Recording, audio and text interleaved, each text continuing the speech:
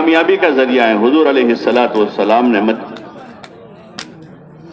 مدینہ منورہ میں لوگوں کو یہی بات سمجھائی اور لوگوں کو دین سکھایا، ایمان سکھایا، عبادت سکھائی، اخلاق سکھائے، معاشرت کے اصول اور آداب بتائے، تو دھیرے دھیرے انسان قیمتی بننے لگا۔ ہاں، جو غلام تھے ان کو لوگوں نے آزاد کیا۔ انسان آزاد ہونا چاہیے، انسان دنیا میں غلام نہیں ہونا چاہیے، آزاد ہونا چاہیے۔ غلاموں کو آزاد کیا لوگوں نے۔ غریب محتاج تھے تو ان کی ضرورتوں کی کفالت کا نظام ہوا، بیماروں کی تیمارداری کا انتظام ہوا، کمزوروں کی مدد کا انتظام ہوا، اس کا حکم دیا گیا ہے دین میں۔ فقیروں، مسکینوں، محتاجوں، یتیموں، بیواؤں کو لیے جو کمزور ہیں، محتاج ہیں، ضرورت مند ہیں، حاجت مند ہیں، تو ان کی کفالت کا نظام کیا جائے، بیماروں کی تیمارداری کی جائے اور جہالت کو ختم کیا جائے، جو بڑی ذلت کی چیز ہے ایک انسان کے واسطے کہ وہ جاہل ہو۔ جیسے کوئی بیمار ہو تو ایک کمی ہے، بیمار ہے، کوئی فقیر ہے تو ایک قسم کی کمی محسوس ہوتے کہ اس کے پاس مال پیسہ نہیں ہے۔ ایسے جہالت بھی کمی کی چیز ہے، بڑی کمی ہے، تو اس کو دور کیا جائے۔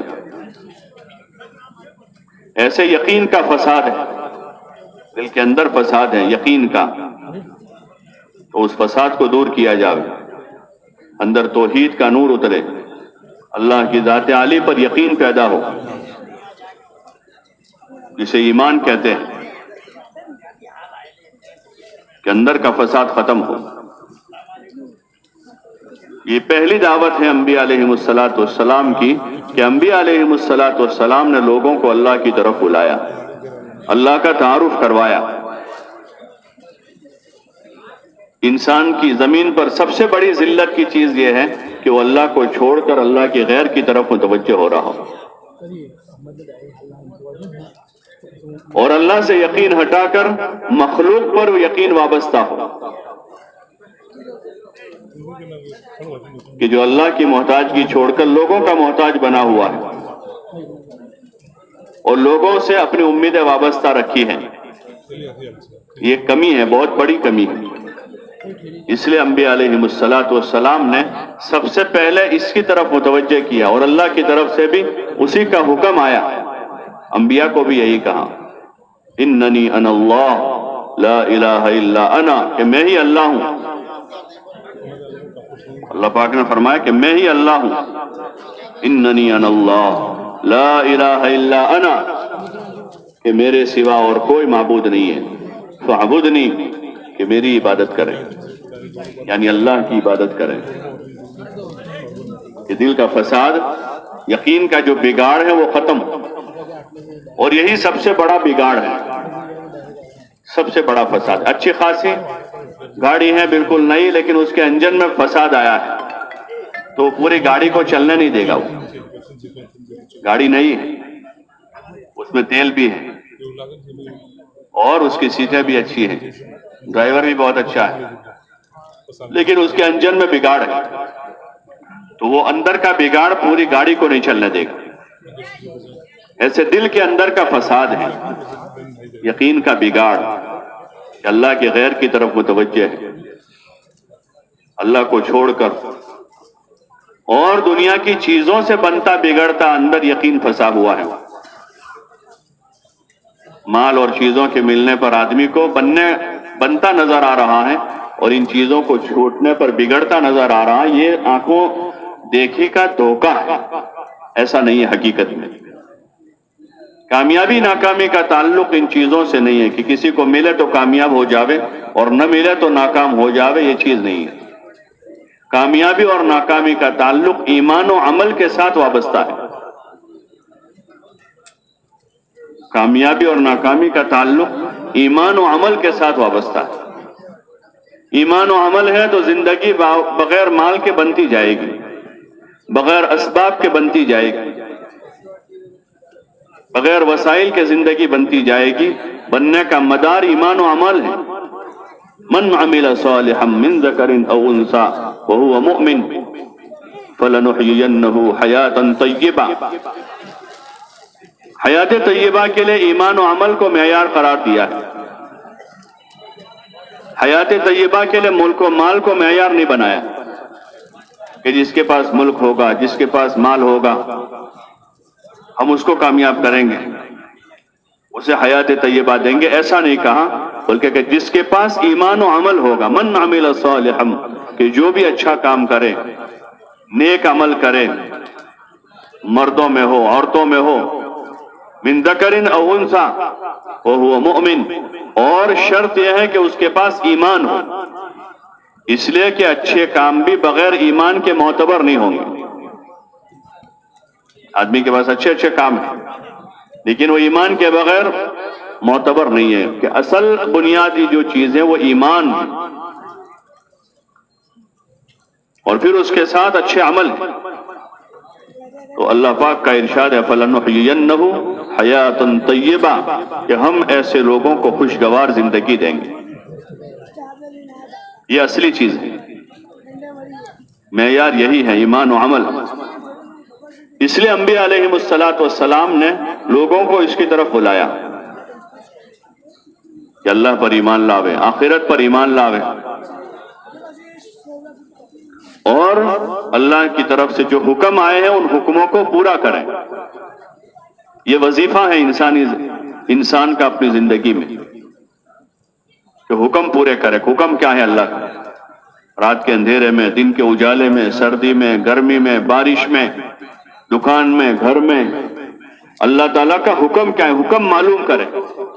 جیسے رعایا کے ذمہ ہے کہ حکومت کی طرف سے کیا حکم ہے، حکومت کا کیا قانون ہے. اس ملک میں بھی آدمی ہے، سڑک پر کیا قانون ہے تو سڑک پر سڑک کا قانون پورا کریں، اور گھر میں رہتے ہوئے کیا قانون ہے تو گھر کا قانون پورا کریں.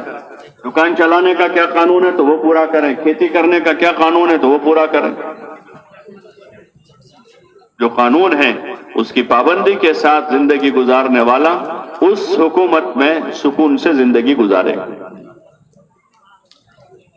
اس کو خوف نہیں ہوگا پھر کہ بھئی ہم قانون کی پاسداری کرتے ہیں، اسے کوئی ڈر نہیں ہوگا. لیکن اگر قانون کی پاسداری نہیں کرتا آدمی اور گناہ کرتا ہے، دکان پر آدمی گناہ کیا ہوا ہے کہ ٹیکس چوری کر کے آدمی کاروبار کر رہا ہے تو اس کو ڈر ہوگا، ٹیکس کی چوری کی ہے اس تو اس کو ہر وقت محکمے کا ڈر لگا رہے گا. آدمی نے غلط جگہ پر گھر بنا دیا ہے، جگہ اس کی نہیں ہے تو وہ قانون کی پابندی نہیں کی ہے، اس کو اس گھر میں ڈر لگا رہے گا کہ گھر کبھی بھی جا سکتا ہے کہ قانون کی پابندی نہیں ہوئی. سڑک چلتے ہوئے آدمی بجائے بائیں کی طرف کے دائیں طرف چل رہا ہے، یہاں قانون کا پابند نہیں ہو. ایسے اللہ کی زمین پر اللہ پاک نے اپنے بندوں کو حکم دیے، اور اس میں پہلا حکم یہی ہے اننی انا اللہ لا الہ الا انا، کہ اللہ ہی ایک اللہ ہے، اس کے علاوہ دوسرا کوئی اللہ نہیں. اسی اللہ پر یقین کریں، ہاں اس کو ایک ماننا، ایک جاننا، اسی کی عبادت کرنا، اسی سے امیدیں وابستہ کرنا، اسی سے مانگنا. اس نے حکم دیا کہ مانگے اس سے جو بھی حاجت ہے، ضرورت ہے تو اللہ کو پکاریں. یہ پہلا حکم اللہ کی طرف سے. اور پھر اللہ پاک نے حکم دیا امتوں سے کہ وہ اپنے رسول کی پیروی کریں، رسولوں کی پیروی کریں. حضور علیہ السلام کو خاتم النبیین بنایا ہے. آپ کے بعد اب قیامت تک کوئی نبی نہیں آئیں گے، آپ آخری نبی ہیں. آپ نے فرمایا کہ میرے بعد کوئی نبی نہیں ہے، آپ کی شریعت کے بعد کوئی شریعت نہیں ہے. یہ اللہ کا فیصلہ ہے. ان الدین عند اللہ الاسلام، اللہ کے یہاں قابل قبول دین دین اسلام ہے، وہی آپ کی شریعت، آپ کا طریقہ ہے اسلام. من یبتغی غیر الاسلام دینا فلن یقبل منہ وہو فی الآخرۃ من الخاسرین، کہ جو اسلام کے راستے کو، اسلام کے طریقے کو چھوڑ کر کوئی اور طریقہ لے کر آئے گا، لن یقبل منہ، اس سے ہرگز قبول نہیں کیا جائے گا۔ یہ اللہ کا فیصلہ ہے، یہ کسی بندے کا فیصلہ نہیں، یہ آسمانی علم ہے، کسی بندے کا فیصلہ نہیں ہے، یہ کسی کے گھر کی بات نہیں ہے کہ اللہ کے وہاں قابل قبول دین وہ حضور صلی اللہ علیہ وسلم والا مبارک دین ہے، وہ اسلام ہے۔ اب اس کے علاوہ اور کوئی دین لے کر آئے گا تو اللہ پاک اسے قبول نہیں کرے گا۔ اس یقین کے ساتھ حضور علیہ السلام والے مبارک طریقے کو اختیار کرنا یہ اللہ کا حکم ہے کہ ہماری نجات کا راستہ یہی ہے، ہماری کامیابی کا راستہ یہی ہے۔ اور اگلا حکم اللہ کا یہ ہے کہ دین پر پورے عمل کریں۔ ادخلوا فی السلم کافہ، کہ پورے اسلام میں داخل ہو جاؤ۔ جتنا پسند آیا اتنا لیا، باقی چھوڑا، ایسا نہیں۔ جتنی طبیعت چل رہی اتنا کر دیا، باقی چھوڑ دیا، ایسا نہ ہو، بلکہ پورے دین پر عمل۔ ادخلوا فی السلم کافہ، کہ پورے اسلام میں داخل ہو جاؤ۔ نجات اسی میں ہے، دنیا کی زندگی خوشگوار ہو جائے گی، اس لیے کہ اسلام ایک طریقے کا نام ہے جس میں ہر چیز کا طریقہ سمجھایا ہے، اور وہ انسانی ضرورتوں کا پورا خیال کیا ہے۔ اس میں جو بنیادی ضرورتیں انسان کی، کھانا پینا، آرام، نکاح، لباس، بلکہ اس کا بہترین طریقہ بتایا ہے۔ انسان تو جاہل پیدا ہوا، کچھ جانتا نہیں تھا، کیا کھانے کا، کہاں سونے کا، کیا پہننے کا، جہالت ہی جہالت تھی۔ اس جہالت میں اللہ پاک نے نبیوں کے راستے سے علم اتارا اور اس میں طریقے بتائے ہیں، اور انسانی ضرورتوں کا خیال کیا۔ جتنا ہمیں اپنی ضرورتوں کا خیال نہیں، اس سے زیادہ اللہ نے کیا ہے۔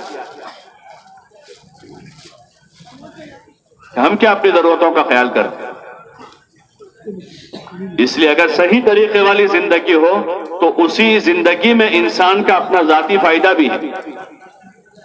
کہ آدمی ایمان لاوے اللہ پر تو بہت سارے لوگوں کے خوشامد کرنے سے بچ جائے گا۔ ایک اللہ پر ایمان لے آئے گا، اب اسی سے مانگ رہے ہیں اور اسی کا ڈر دل میں ہے، اب اور کسی کا ڈر نہیں ہوگا، اور آدمی آزادی سے زندگی گزارے گا جو اس کا حق ہے۔ کسی سے نہ ڈریں، کسی سے نہ گھبراویں، اور دنیا میں زندگی گزاریں۔ لیکن یہ اس وقت ہوگا جب اللہ سے ڈرے گا تو اللہ دوسروں کا ڈر دل سے نکالے گا، اور اگر اللہ سے نہیں ڈرا ہے تو اللہ پاک مخلوق کا ڈر دل میں ڈال دے گا۔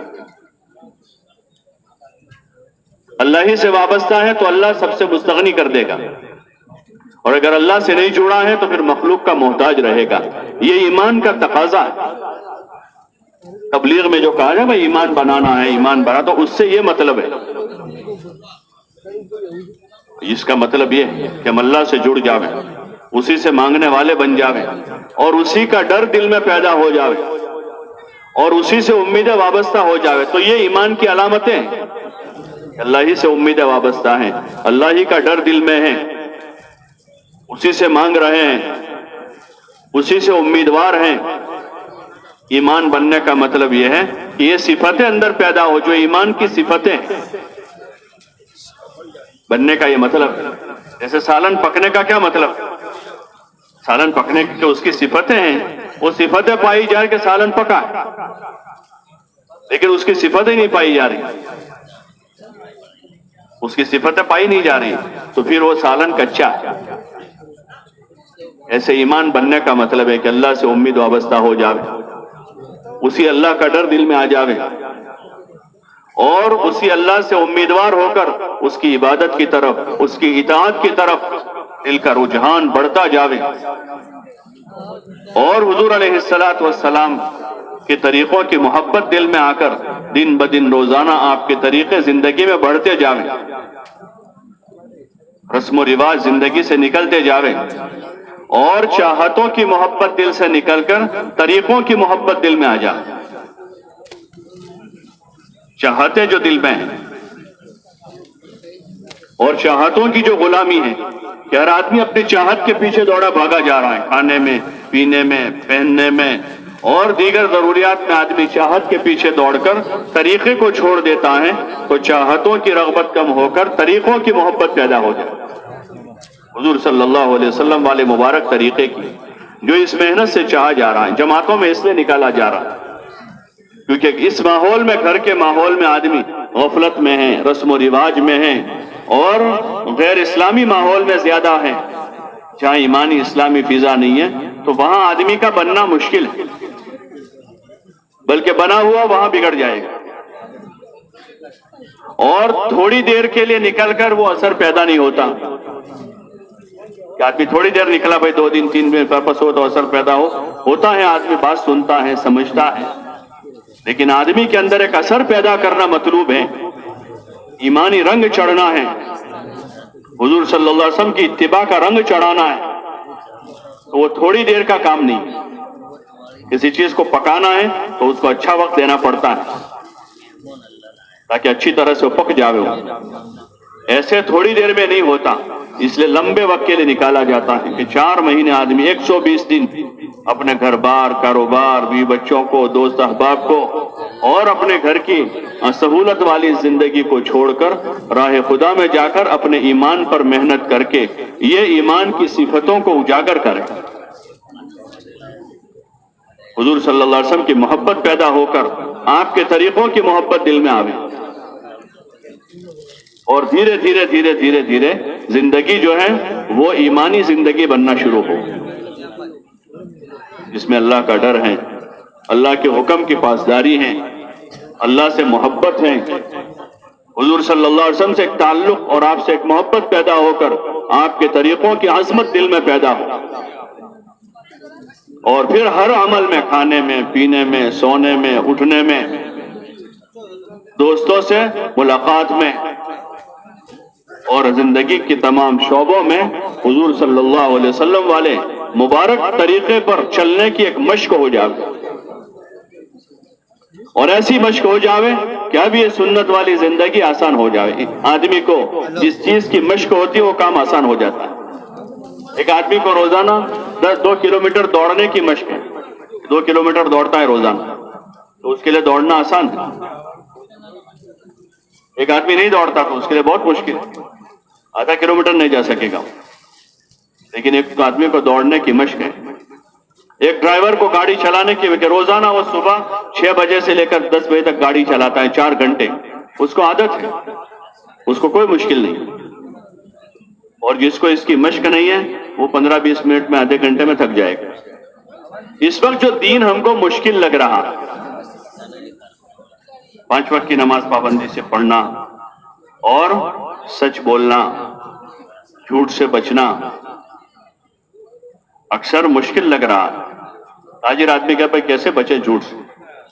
بولنا ہی پڑتا ہے، سب کہتے ہیں بولنا ہی پڑتا ہے، حالانکہ جانتا ہے حرام کہ بولنا ہی پڑتا ہے۔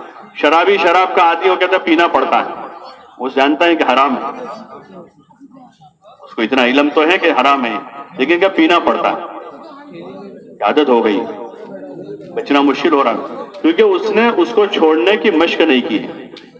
نماز پڑھنے کی اس نے مشق نہیں، ورنہ جن لوگوں نے نماز پڑھنے کی مشق کر لی ہے وہ تو اذان ہوتے ہی مسجد میں ہوتے، بڑے بڑے تاجر ہیں، نماز پڑھنے کی مشق کی ہے انہوں نے، سچ بولنے کی مشق کی ہے، بڑے بڑے تاجر ہیں کہ انہوں نے مشق کر لی کہ سچ بولنا ہے، جھوٹ نہیں بولنا،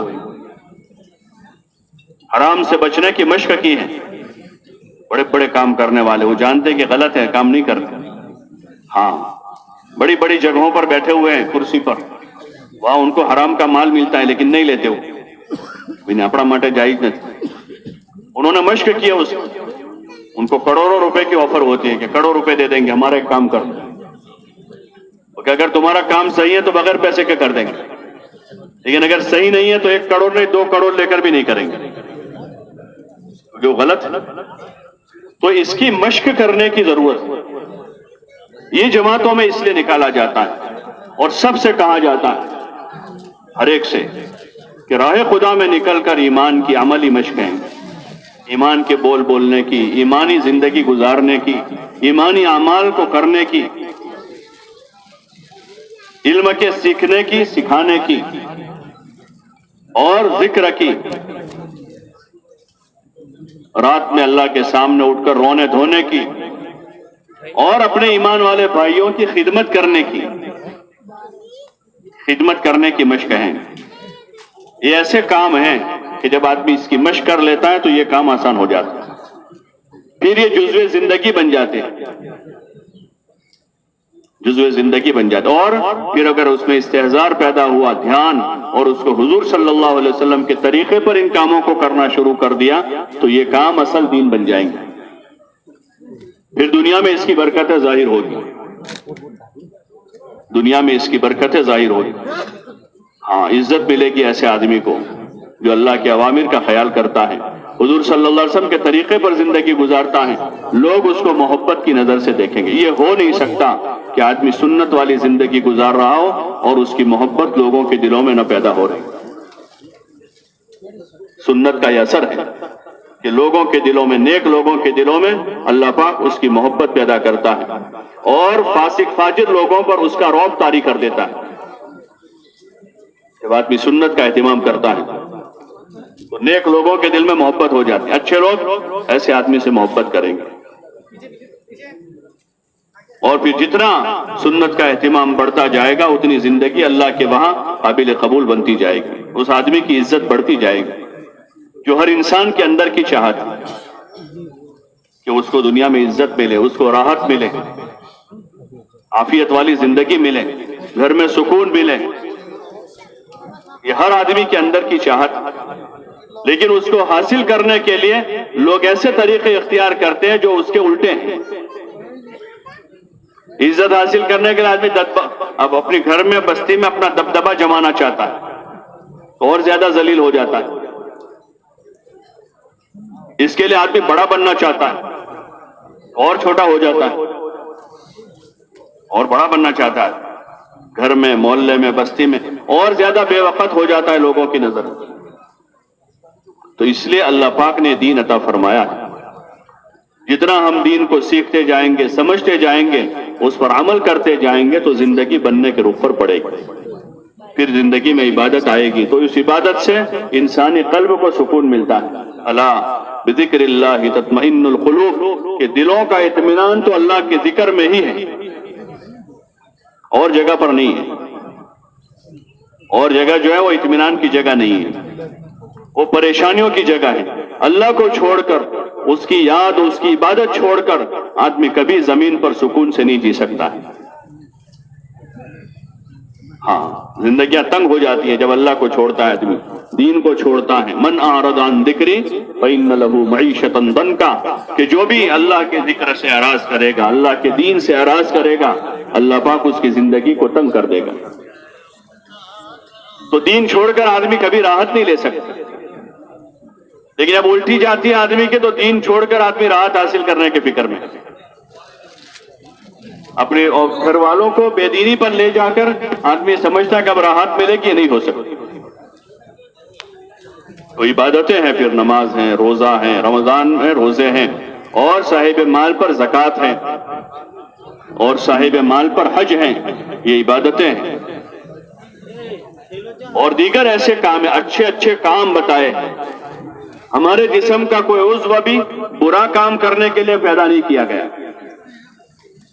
جسم کا کوئی عضو بھی، نہ آنکھ، نہ کان، نہ زبان، نہ ہاتھ، نہ پیر، کوئی عضو برے کام کے لیے پیدا نہیں کیا گیا، اور زمین پر کوئی جگہ غلط کام کرنے کے لیے نہیں بنائی ہے۔ کوئی جگہ بولو نا بھائی، پوری زمین پر کوئی، جہاں لوگوں نے بنائے ہیں کام، ایسی جگہیں فلم دیکھنے کے لیے جگہ بنائی ہے، بے حیائی کرنے کے لیے جگہ بنائی ہے، اور بدماشی کرنے کے لیے جگہ بنائی ہے، لوگوں نے ٹھکانے بنائے۔ اللہ نے زمین پر کوئی جگہ ایسی نہیں بنائی جہاں گناہ کیا جائے، اور جسم میں کوئی عضو ایسا نہیں رکھا کہ اس سے گناہ کیا جائے، بلکہ پورے جسم کو نیکیاں کرنے کے لیے بنایا ہے، پورے جسم کو، اور پورا وقت، زندگی کا پورا وقت، اس میں کسی وقت میں گناہ کرنے کی گنجائش نہیں ہے، نہ شادی کے دن، نہ عید کے دن، نہ میت غمی کے دن، نہ پیدائش کے دن، نہ وفات کے دن، کوئی دن گناہ کرنے کے لیے، ہر دن نیکی کرنے کے لیے اور آخرت بنانے کے لیے، لیکن ماحول میں اس کی مشق نہیں ہے کہ ہر دن نیکی کی جاوے۔ قرآن و حدیث میں تو ہر دن نیکی بتائی، عید کے دن بھی اعمال بتائے، عید کے دن عید کی نماز پڑھا دی، اور عید کے دن خطبہ ہے، اس خطبے میں اچھے اچھے کام کرنے کا حکم دیا۔ عید کے دن اللہ کا ذکر کیا جاوے، صلہ رحمی کی جاوے، ایثار اور ہمدردی کی جاوے، اللہ کو یاد کیا جاوے۔ عید کا دن بھی جو ہے وہ عمل کا دن ہے، لیکن چونکہ جس ماحول میں ہم زندگی گزار رہے ہیں اس ماحول میں گناہ ہے، فساد ہے، رسم و رواج ہے، اور وہ چیزیں گھر کی ہوئی ہیں، وہ چیزیں گھر کی ہوئی۔ اس لیے عید کے دن اچھا خاصا دیندار آدمی بچوں کو کہتا ہے لو بیٹا جاؤ عیش کرو، 100 روپے 200 روپے دے کر جاؤ مزے کرو، اور کہتا ارے آجے تو عید سے جوا دو نا، کوئی آج اچھا خاصا دیندار پہ آنے، ارے نہیں بھائی زیادہ پیسے مت دو ورنہ بچہ، ارے آجے عید نو داڑو سے جوا دو، ایک داڑو تو ہے۔ شادی کے دن الٹے سیدھے کپڑے سلوا دیتے ہیں، ویسے روزانہ اچھے پہنتے ہیں شلوار قمیض، لیکن شادی میں الٹے سیدھے چلتے، ارے بھائی ایسا، ارے روز روز کا ہی شادی ہوئی ہے، ایک دن کرنے تو گناہ، سیدھا مطلب تو یہی ہوا۔ اور بہت سارے ایسے کام جو اللہ نے منع کیے ہیں اور ہمارے دین میں منع ہے، ایسے کام لوگ کرتے ہیں، وہ ماحول ہے اس کا۔ غربت ہوتی ہے تو تھوڑا سنبھلا رہتا ہے آدمی، ذرا پیسے آ جاتے ہیں تو پھر آدمی یہ چیزیں شروع کرتا ہے جو سنت کے خلاف ہیں، شریعت کے خلاف ہیں۔ مال آتا ہے، اب آدمی مکان پر، مکان کے ایلیویشن پر، شادی میں، بڑی بڑی دعوتوں میں، مردوں عورتوں کے اختلاط میں آزاد ہو جاتا ہے، کیونکہ دین کا پابند نہیں ہے۔ اللہ نے مال دیا تو مال میں کیا حکم ہے؟ یہ ساری چیزوں کی عملی مشق ہے اس کام میں۔ ہاں اس کام میں اس کی مشق ہے کہ آدمی مال کیسے لگاوے، زندگی کیسے لگاوے، عبادت کیسے کرے، لوگوں کے حقوق کیسے ادا کرے، اس کی مشق ہے، ذکر کی مشق ہے۔ ایک صحیح زندگی ہے جو انبیاء کی، صحابہ کی زندگی ہے، جو اللہ کے نیک بندوں کی زندگی ہے، اس زندگی کی عملی مشق کرنے کا نام تبلیغ کا کام ہے۔ سال 2 سال میں ایک مرتبہ چلا لگا کر آ جانے کا نام تبلیغ نہیں ہے کہ بھائی بہت سال ہو گئے، 3 سال ہو گئے، چلو ایک مرتبہ 4 مہینے چلے جاؤ، یا اپنے گاؤں میں اجتماع ہے اس لیے جانا پڑے گا، اس کے لیے نہیں ہے، یہ مقصد نہیں ہے۔ کام کا مقصد یہ ہے کہ زندگی ہماری رخ پر آوے، اس کے لیے وہاں جا کر ان ساری چیزوں کی عملی مشق کرنی ہے، ایمان کی، عبادت کی، اخلاق کی، حسن معاشرت کی، خدمت کی، ذکر کی، دعا کی، دعوت کی، ہر چیز کی مشق ہے۔ 24 گھنٹے کے اعمال، اس لیے مشورے سے سارے اعمال طے کر لیتے ہیں، اور کچھ چیزیں وہ ہیں جو باری باری ترتیب دیتے ہیں تاکہ سارے ساتھی اس کو ایک دوسروں کی صحبت میں سیکھیں، پرانوں کے ساتھ رہ کر نئے سیکھیں، اور پرانے مزید ترقی کریں، وہ اپنی اسی جگہ نہ رہیں کہ وہ مزید ترقی کریں، کہ پرانے تاجر نئے کو پارٹنر کے نیا کا دھندا چالو ہو جائے، پرانے کی ترقی ہوتی، پرانا تاجر ہے کسی نئے کو بھائی اس کو بھی کام مل جائے اور اس کی ترقی ہو جائے، دونوں چیزیں مطلوب ہوتی۔ تو جو پرانے ساتھی جماعت میں ہیں ان کی ترقی ہوگی ایمان میں، عمل میں، اخلاق میں، خدمت میں، اور نئے لوگ جو ہوں گے وہ کام سیکھیں گے، وہ دین سیکھیں گے، جو اصل مقصود ہے۔ محنت سے مقصود ہے کہ اس سے دین کی سمجھ پیدا ہو، دین سیکھنے کی طلب پیدا ہو، اور وہیں سے آدمی شروع کرے، 24 گھنٹے اس ترتیب پر گزارے جو ترتیب بزرگوں نے سمجھائی ہے، جو طریقہ بتایا ہے۔ تو اللہ کی ذات سے امید ہے اگر 1-4 مہینے بھی آدمی نے اس ترتیب پر لگائے تو اچھی خاصی دین کی سمجھ پیدا ہو جائے گی، دین پر چلنے کا شوق پیدا ہو جائے گا۔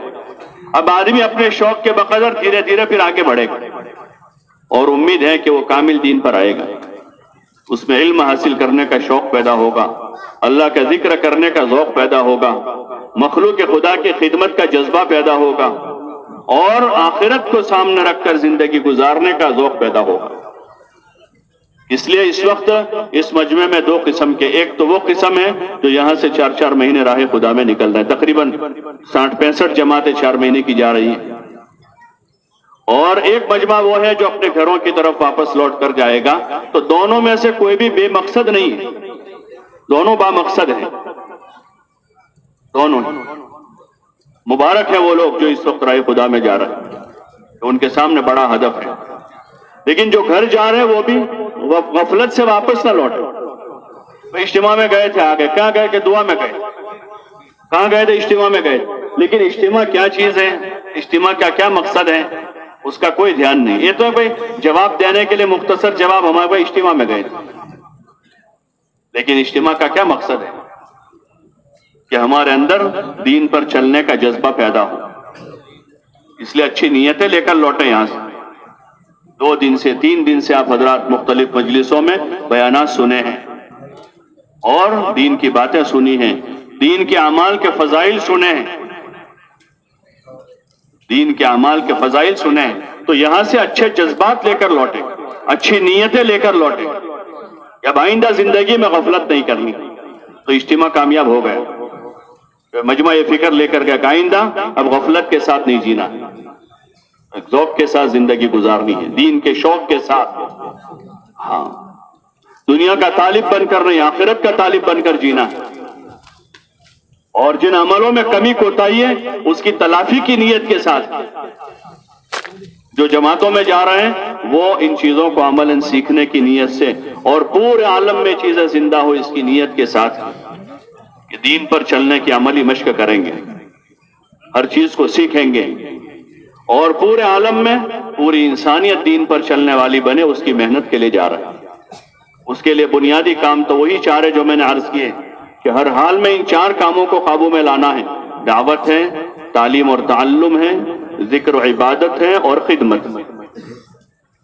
یہ دعوت دینی ہے, خوب دعوت دینی ہے, صبح شام رات دن. یہی ہمارے اوپر سوار ہو کہ ہم اللہ کی بڑائی بولیں, اللہ کی قدرت کو بولیں, اس کی کبریائی کو بولیں, اس کی ربوبیت کو بولیں کہ اللہ بڑا ہے, وہی کھلاتا ہے, وہی پالنے والا ہے, ساری تعریفیں اسی کے لیے ہیں. وہی ایک ذات ہے جس نے تمام جہانوں کو بنایا ہے, ہمیں بھی اس نے بنایا ہے, وہی ہمیں پال رہا ہے اور مر کر اسی کے پاس واپس لوٹ کے جانا ہے. الیہ النشور, واپس وہیں جانا ہے اس کے پاس جو بڑا مہربان رب ہے. اللہ کی بڑائی کو بولنا ہے, حضور صلی اللہ علیہ وسلم کے طریقوں میں کامیابی کو بولنا ہے. یہ دعوت ہے کہ موقع بہ موقع ہم آپ کے طریقوں کو بولیں گے اور آپ کے طریقوں میں کامیابی کو بولیں گے کہ ہماری کامیابی صرف اور صرف حضور والے مبارک طریقے میں ہے. باقی جتنے راستے سب ناکامی کے ہیں, بس اب ایک راستہ ہے جو سیدھا منزل کی طرف جا رہا ہے, وہ راستہ محمد الرسول اللہ ہے. ہمیں اس کو جم کر دعوت دینی ہے, یقین کے ساتھ اپنے اندر لانے کی نیت سے. اور پھر عبادت کی دعوت ہے, اس میں اہم عبادت نماز ہے, علم کی دعوت ہے, ذکر کی دعوت ہے, اکرام اور اخلاق کی دعوت ہے, اخلاص کی دعوت ہے اور راہ خدا میں جان اور مال لگانے کی دعوت ہے. یہ دعوت میں اپنا وقت گزارنا ہے. اور دعوت 5 گشتوں کے راستے سے. گشت کرتے ہیں نا, گشت 2 آدمی 3 آدمیوں کی جماعت بن کر خصوصی ملاقات میں جاتے ہیں, تعلیمی گشت میں جاتے ہیں, تشکیلی ملاقاتوں میں جاتے ہیں. ایسے عمومی گشت ہوتا ہے روزانہ شام کو 10-12 آدمی 10 آدمیوں کی جماعت مل کر باہر جاتی ہے, کچھ لوگ مسجد میں رہتے ہیں, استقبال ہوتا ہے. تو یہ گشتوں کا ایک نظام ہے. راہ خدا میں جو نکل رہے ہیں 5 قسم کے گشت ہوں گے. دوران تعلیم تعلیمی گشت ہے, جو لوگ باہر محلے میں دکان پر چوپال پر فارغ بیٹھے ہوئے لوگ ہیں, ٹائم پاس کر رہے ہیں, ایسے لوگوں کے پاس جا کر ان کو ایمان اور علم کا فائدہ بتا کر مسجد میں لانا ہے, ان کو اپنے ساتھ اپنے عمل میں تعلیم میں شریک کرنا ہے, موقع لے کر ان سے پھر کچھ بات کرنی ہے اور ان کو سمجھانا ہے, ان کو بھی تیار کرنا ہے دین سیکھنے کے لیے, دین کی محنت کے لیے. ایسے ہی خصوصی گشت ہے کہ بستی کے بااثر لوگ ہیں, چودھری ہیں, ذمہ دار ہیں, سرپنچ ہیں, ذمہ دار قسم کے لوگ ہیں گاؤں کے, ان کے پاس جانا ہے, ان کو ذمہ داری کا احساس دلانا ہے اور ان کو بھی آخرت یاد دلانی ہے اور ان کو یہ بتانا ہے کہ جیسے اللہ پاک نے آپ کو یہاں دنیا میں عزت دی ہے, ہم یہ چاہتے ہیں کہ اللہ پاک آپ کو آخرت میں بھی باعزت بنا دے. اور اس کا راستہ یہ ہے, دین زندگی میں آئے گا تو آخرت بھی باعزت ہو جائے گی. اور ان کو اپنی نصرت کے لیے تیار کرنا ہے, ان سے کسی قسم کی لالچ نہیں رکھنی. کسی قسم کے لالچ. ہمارا کام تو اپنی جان مال کا ہے کہ اپنی جان مال لے کر جائیں گے, اپنا پکائیں گے, خود کھائیں گے, اوروں کو بھی کھلائیں گے. کسی سے ہم امید نہیں لگائیں گے کہ ہماری کوئی دعوت کرے, یا ہم کو کوئی کھانا کھلاوے, یا ہم کو کوئی سواری میں بٹھاوے, بلکہ ہم خود پکائیں گے, کھائیں گے, کھلائیں گے, اور لوگوں کے ساتھ ہمدردی کریں گے, خیرخواہی کریں گے کہ لوگ اچھی زندگی پر آوے, ایمان والی, عمل والی, اور اپنا بھی نفع کرے, دوسروں کا بھی فائدہ کرے, کسی کی دنیا آخرت برباد نہ ہو. اس لیے ان ذمہ داروں کے پاس جانا, ان کو سمجھانا ہے.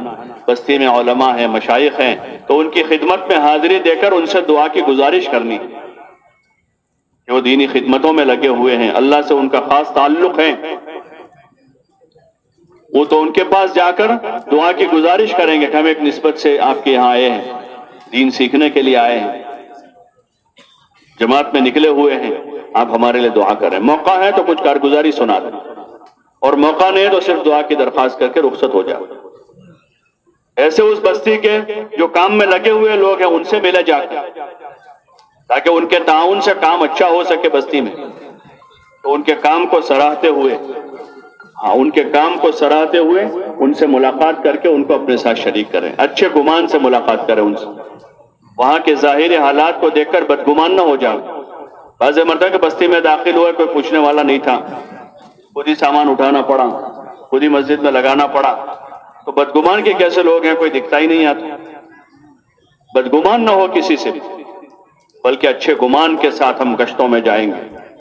ہر ایک کو اپنے سے بہتر سمجھ کر جائیں گے کہ وہ ہم سے اچھے لوگ, چاہے ان کے اندر ظاہر میں کوئی کمی نظر آ رہی ہو, ظاہر میں کوئی کمی نظر آ رہی ہو, لیکن ہم ان کو اپنے سے بہتر سمجھیں گے کہ ہم سے اچھے ہیں, تو پھر کام اچھا ہوگا. اور اگر بدگمانی ہو گئی تو ہم کام نہیں کر پائیں گے. ہاں, گمان بہت بڑی طاقت ہے. اچھا گمان رکھیں گے, سب سے اچھا گمان لے کر اپنے بھائیوں کے پاس جائیں گے, ملیں گے, ملاقات کریں گے, ہاں مصافحہ کریں گے, ان سے بات کریں گے. تو گشتوں کے راستے سے محنت. تیسرا گشت ہمارا ہے بستی کے ایک ایک گھر کے ایک ایک فرد کو پر محنت کرنی ہے. ہاں, اطمینان سے جا کر ملاقاتیں کر کے ملنا ہے.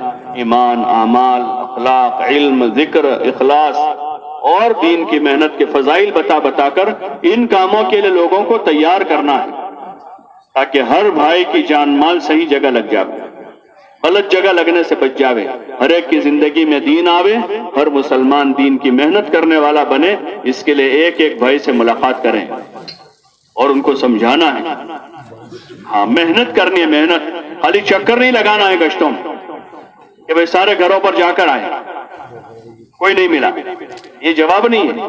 ملاقاتوں سے جماعتیں آتی ہیں, پھر پوچھتے بھائی کتنی ملاقاتیں ہوئی, کہ سب جگہ جا کر کوئی نہیں ملا. کوئی محنت ہوئی؟ بولو نا بھائی.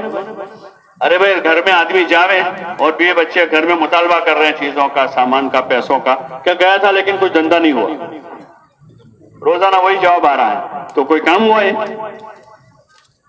محنت کے لیے ایک نیت بنا کے جانا, 2 رکعت پڑھ کے جانا, اللہ سے مانگ کر جانا کہ اللہ ہم جا رہے ہیں, تیرے بندوں کے دل تیرے ہاتھ میں, ہمارے لیے ملاقاتیں بھی آسان کر دے, صحیح کام کرنے کی ہمیں توفیق دے دے, ہماری ان کی نفع کی بات ہماری زبان پر جاری کر دے. اور جن بھائیوں کے پاس جا رہے ہیں یا اللہ, ان کو دین پر چلنے کے لیے اور دین کی دعوت کے لیے ان کو تیار کر دے. تیار تو ہی کرے گا, بہانے کے طور پر ہم تو جا رہے ہیں, ہماری محنت میں جان پیدا کر دیں, ہماری باتوں میں تاثیر پیدا کر دیں. اللہ سے مدد مانگے. موسیٰ علیہ السلام کو حکم دیا نا اللہ نے, جاؤ فرعون کے پاس, تو دعا مانگی موسیٰ علیہ السلام نے, رب اشرح لی صدری ویسر لی امری واحلل عقدۃ من لسانی یفقہوا قولی واجعل لی وزیرا من اہلی ہارون اخی اشدد بہ ازری واشرکہ فی امری. یہ پوری دعا مانگی موسیٰ علیہ السلام نے. ہم جا رہے ایک کام کو لے کر تو دعا کر کے جائیں گے, اللہ سے مانگ کر جائیں گے, ایک استحضار کے ساتھ, ایک دھیان کے ساتھ جائیں گے, ایک نیت بنا کر جائیں گے کہ اللہ ان باتوں کو ہمارے دل میں بھی اتار دے, اور جن بھائیوں سے ہم بات کریں گے ان بھائیوں کو بھی اللہ پاک دین پر چلنے کے لیے اور دین کی محنت کے لیے تیار کر. ایک بڑا کام ہے ایک اہم کام لے کر جا رہے ہیں، اس کو اہمیت دیں. ہاں، ہنسی مذاق کرتے ہوئے کام نہ ہوگا کہ ہنسی کرتے ہوئے، مذاق کرتے ہوئے، کھیلتے کودتے ہوئے. دنیا کے کام اس طرح نہیں ہوتے. آدمی سنجیدہ ہو جاتا ہے، کاروبار پر ہوتا ہے. کوئی دوست بھی آ گیا تو بھائی دیکھو ابھی اس وقت کوئی مذاق نو ٹائم نہ دیا. آدمی ایسا کہہ دیتا شام کو ملیں گے، ابھی دھندے کا ٹائم ہے. ایسے ملاقاتوں میں، گشتوں میں، تعلیم میں ایسا نہ ہو کہ ہنسی مذاق کے اس وقت دنیا بھر میں جو ایک شیطان نے خوبصورت ٹائٹل لایا ہے وہ ہنسی مذاق کا ہے. جہاں دیکھو وہاں گھر میں بھی لڑائیاں ہو رہی، ہنسی مذاق ہوئی پھر لڑائی. پھر آدمی کہتا ہے میں تو مذاق کرتا ہوں تو نہ لوگ کو حقیقت سمجھ لی. کسی کے کوئی چیز اٹھا لی آدمی نے اور پکڑا گیا تو کہتا ہے میں تو مذاق کرتا تھا یار، اور یہ تو سچا سمجھ گئے. ہنسی مذاق کے نام پر، ہنسی مذاق کے نام پر آبرو ریزی ہو رہی ہے، اور ہنسی مذاق کے نام پر عملوں کی جان نکلی ہوئی کہ دو دوست مسجد میں اقامت ہونے تک مذاق کر رہے ہیں. اقامت ہو رہی ہے یہاں اور دو ایک دوسروں کی مذاق کر رہے ہیں.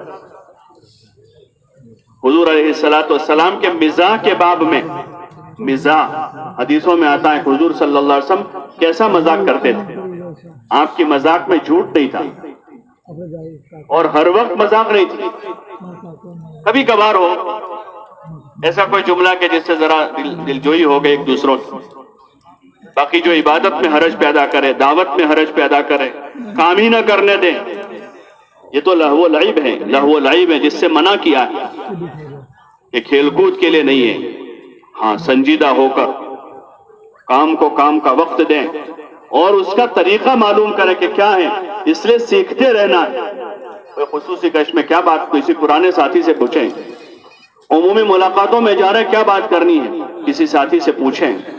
پرانے ساتھیوں سے فائدہ اٹھاویں اور پرانوں کے ذمے ہیں کہ اپنے نیوں کو ساتھ لے کر ان کو کام سکھاویں، محبت کے ساتھ، شفقت کے ساتھ، نرمی کے ساتھ، عاجزی اور تواضع کے ساتھ. ہاں، بڑے بن کر نہیں، چھوٹے بن کر. یہی طریقہ ہے. حضور علیہ الصلوۃ والسلام سب سے بڑے ہیں. آپ امام الانبیاء ہیں، سب سے بڑے ہیں. آپ کا مقام بہت اونچا ہے، کوئی آپ کے مقام تک نہیں پہنچ سکتا ہے. لیکن آپ اپنے ساتھیوں کے ساتھ، اپنے گھر والوں کے ساتھ، اپنے بچوں کے ساتھ اور محلے کے نوجوان لڑکوں کے ساتھ کیسے زندگی آپ نے گزاری ہے، وہی اسوہ حسنہ ہے. آپ کے علاوہ اور کوئی اسوہ حسنہ نہیں ہے. ہاں، آپ کی زندگی کے ان پہلوؤں کو ہم دیکھیں، پڑھیں گے ہم کہ آپ کیسے لوگوں کو سکھاتے تھے. چھوٹے بچوں کو کیسے سکھا رہے ہیں، بڑوں کو کیسے سکھا رہے ہیں، کیسے طلب پیدا کر رہے ہیں. تو ہمارا طریقہ بھی یہی ہوگا جو حضور صلی اللہ علیہ وسلم کا تھا. اس میں تواضع ہے، عاجزی ہے، نرمی ہے، محبت ہے کہ آپ نے محبت کے ساتھ دین دیا، لوگوں کو نرمی کے ساتھ دیا ہے، سختی سے نہیں دیا، نرمی سے دیا. آپ نے، آپ کی گفتگو نرم تھی، آپ کا لہجہ نرم تھا، آپ کا اسلوب نرم تھا. محبت کے ساتھ لوگوں کو دے رہے ہیں، کھلا رہے ہیں، پلا رہے ہیں، حاجت مندوں کی حاجتیں پوری کر رہے ہیں، باصلاحیت لوگوں کی قدر کر رہے ہیں، ان کے حوصلے بڑھا رہے ہیں اور ان کو دین دے رہے ہیں اور صلاحیتوں کا صحیح استعمال کر رہے ہیں. جماعت میں نکل کر ہمارے 10-12 ساتھی ہیں، ان کی جان، مال، وقت، یہ سب امانت ہے. ہاں، یہ ضائع کرنے کے لیے نہیں ہے، برباد کرنے کے لیے نہیں ہے، ایک ایک منٹ امانت ہے. اس لیے مشورے کا ایسا نظام قائم کریں کہ روزانہ 24 گھنٹے کا مشورہ ہو جائے اور اس مشورے سے اپنے دن بھر کا نظام بنے تاکہ جان، مال اور وقت، صلاحیت ضائع نہ ہو جائے. سارے ساتھی متوجہ ہو کر بیٹھے. ایک اجتماعی عمل ہے مشورہ. ہاں، اللہ کی طرف متوجہ ہو کر بیٹھے، پورے دھیان کے ساتھ، توجہ کے ساتھ مشورے کے آداب کا وقتاً فوقتاً مذاکرہ کرتے رہے تاکہ مشورہ اپنے صحیح طریقے پر چلے. اس کے آداب ہیں، اس آداب کے ساتھ کام ہوگا تو صحیح ترتیب کے ساتھ ہوگا. اس میں کیا چیزیں سوچنی ہے؟ تو ایک تو یہ چیز ہے جیسے اللہ پاک نے ہمیں راہ خدا میں نکلنے کی توفیق دی، اس بستی سے بھی زیادہ سے زیادہ لوگ کیسے راہ خدا میں نکلیں. اور 2 دن 3 دن کے قیام کے بعد ہم تو آگے بڑھ جائیں گے. اس مسجد میں کام کی شکل باقی رہے، اس کے لیے مسجد وار جماعت یہاں کیسے قائم ہو جائے اور جماعت کے 24 گھنٹے کے اعمال کا جو نظام ہے، کون خدمت کرے گا، کون اعلان کرے گا اور کون بیان کرے گا اور دیگر جو بھی امور ہیں ان امور کو اپنے مشورے سے طے کرے گا. سارے ساتھی دھیان کے ساتھ بیٹھے، امانتداری سے رائے دیں، دین کا فائدہ دیکھیں، اپنا ذاتی مفاد نہ ہو، سارے مفاد قربان کر دیں گے، آرام کا، کھانے کا، اپنی راحت کا۔ ہم اس وقت راہ خدا میں، زندگی بھر تو ہم اپنے مفاد کے ساتھ جی رہے تھے، اس لیے فجر بھی چھوڑ دیتے تھے، جو ذمہ تھا، فرض تھا، اب اس کی مشق کرنے جا رہے ہیں کہ یہاں رہتے رہتے جی چاہی کی عادت ہو چکی ہے، اور اتنی جی چاہی ہو گئی ہے کہ اس جی چاہی سے فرائض پر بھی اثر پڑ رہا ہے۔ راہ خدا میں نکلے ہیں اطاعت کی مشق کرنے کے لیے کہ ہم اللہ رسول کے مطیع بن جائیں، اللہ رسول کی اطاعت کرنے والے بن جائیں۔ اس لیے جماعت پر ایک آدمی کو ذمہ دار بنایا جاتا ہے کہ آدمی اپنی ذمہ دار کی اطاعت کے ساتھ چلے تاکہ اللہ رسول کی ماننے کا جذبہ پیدا ہو جائے۔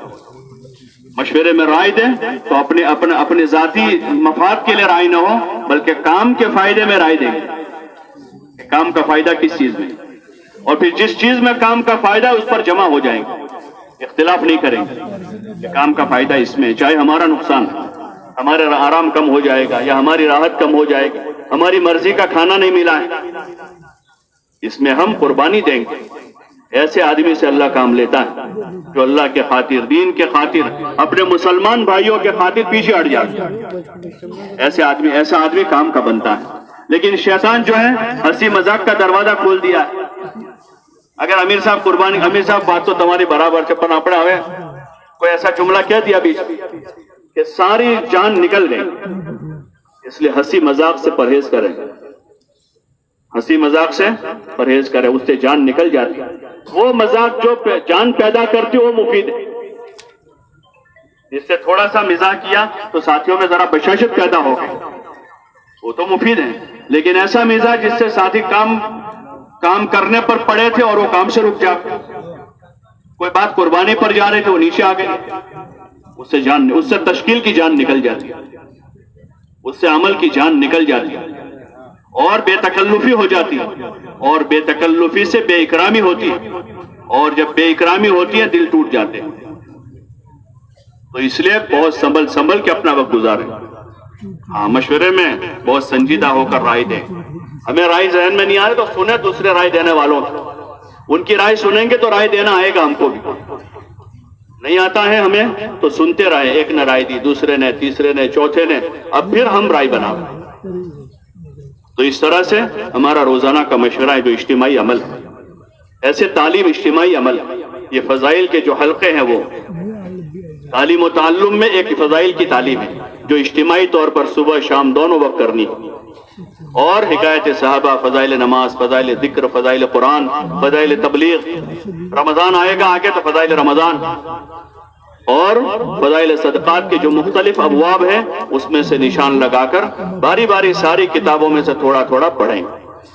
جو آدمی اچھی طرح کتاب پڑھ سکتا اس کے پاس پڑھاوے، یہ مشق کرنے کا حلقہ نہیں، مشق انفرادی طور پر کرے، جن کو پڑھنا سیکھنا ہے وہ انفرادی میں سیکھے۔ یہ جو اجتماعی حلقہ ہے وہ تعلیم کا حلقہ ہے جس میں اچھی طرح پڑھنے والے پڑھیں، حدیث کو 2-3 مرتبہ پڑھیں، فائدے کو ایک بار پڑھیں، اور صاف صاف پڑھیں، ٹھہر ٹھہر کر پڑھیں، ساتھیوں کو متوجہ کر کے پڑھیں، اور سننے والے ساتھی دھیان سے سنتے رہیں۔ تعلیم کے آداب میں سے کہ دھیان سے متوجہ رہے، اللہ رسول کی بات سنی جا رہی، اپنے کاموں میں نہ لگے، ہاں دھیان اسی طرف رکھے، پڑھنے والے کی طرف دے، اور کوئی ایسی چیز لے کر نہ بیٹھے جو ہماری تعلیم میں حرج پیدا کرے، کہ بیچ میں کوئی ایسی چیز لگا کے بیٹھ گئے کہ نظر سب کی وہی ہے، پانی کا بوتل بیچ میں ہی رکھ دیا ہے، بیچوں بیچ پانی کا بوتل رکھ دیا ہے، اب ہر آدمی وہی، ایک آدمی گلاس اٹھا رہا سب اس کو دیکھ رہے۔ تعلیم سے پہلے ضروریات سے فارغ ہو لیں۔ رمضان کے مہینے میں لوگ عشاء کی نماز میں نیت کر کے ہی آتے ہیں، نیت کر کے آتے ہیں کہ بھئی نماز فرض نماز پڑھیں گے، سنت پڑھیں گے، تراویح پڑھیں گے، وتر پڑھیں گے، تو پیشاب پاخانہ استنجے سے فارغ ہو کر ہی آتے ہیں۔ روزانہ کا معمول نہیں ہوتا، لیکن رمضان میں معمول بناتے ہیں تو 1.5 گھنٹہ 90-95% نمازیوں کے لیے آسان ہوتا ہے۔ کچھ لوگ ہوتے ہیں، معذور لوگ ہیں، بوڑھے لوگ ہیں، جن کو بیچ میں تقاضا ہوگا، تو تعلیم میں آگے سے تیار ہو کر بیٹھے۔ 10 بجے تعلیم کی ہے، 9:45 بجے تک اپنی ضروریات سے فارغ ہو لیں، 10 منٹ پہلے وضو کر کے 2 رکعت نماز پڑھیں، تحیۃ الوضو ہے، تحیۃ المسجد ہے، کیونکہ مسجد میں ہی رہتے ہیں۔